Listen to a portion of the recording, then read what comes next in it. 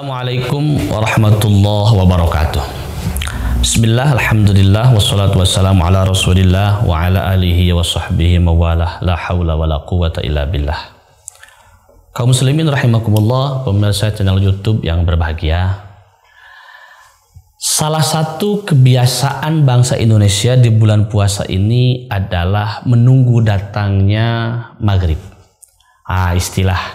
Istilah di masyarakat namanya ngabuburit. Nah, ngabuburit itu sebuah istilah yang biasa dimaknai oleh masyarakat menunggu datangnya waktu berbuka. Saya ingin sedikit memberikan tips karena kadang-kadang fenomena sosial ya. Ada fenomena-fenomena ini muda ngabuburit itu kadang-kadang ternyata melakukan pelanggaran-pelanggaran agama. Ya, misalkan ngabuburit dengan pacarnya gitu ya.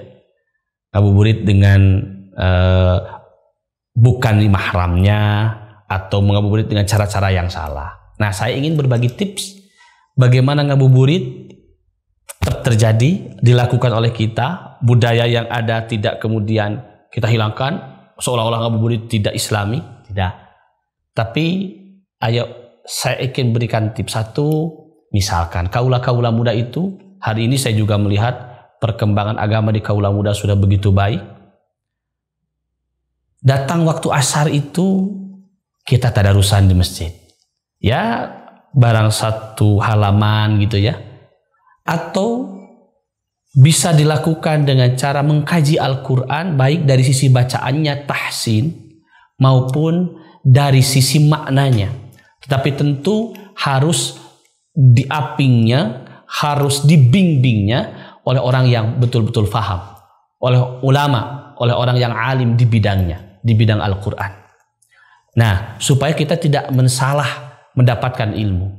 Karena baginda Rasul pernah bersabda, "Fanudhuru amman ta'khudhu dinakum."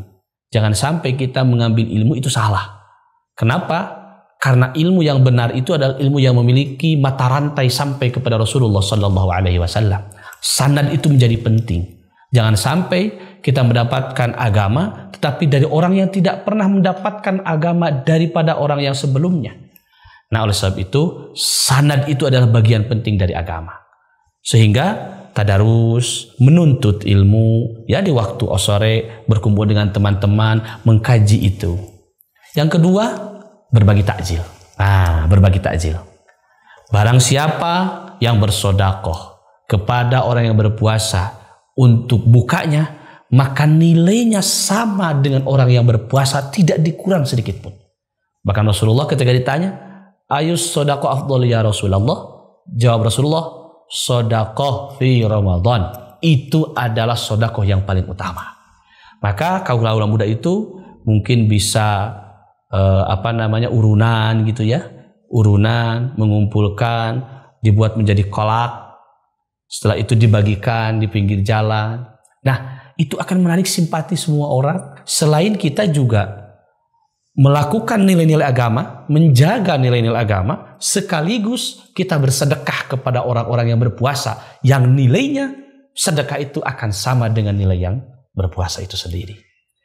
Lalu kemudian kalau setelah itu bisa sambil menunggu kita i'tikaf, berdiam diri di masjid, berbaca istighfar sambil menunggu datangnya maghrib, azan di waktu masuknya masuknya maghrib sebagai tanda bahwa kita telah boleh berbuka puasa.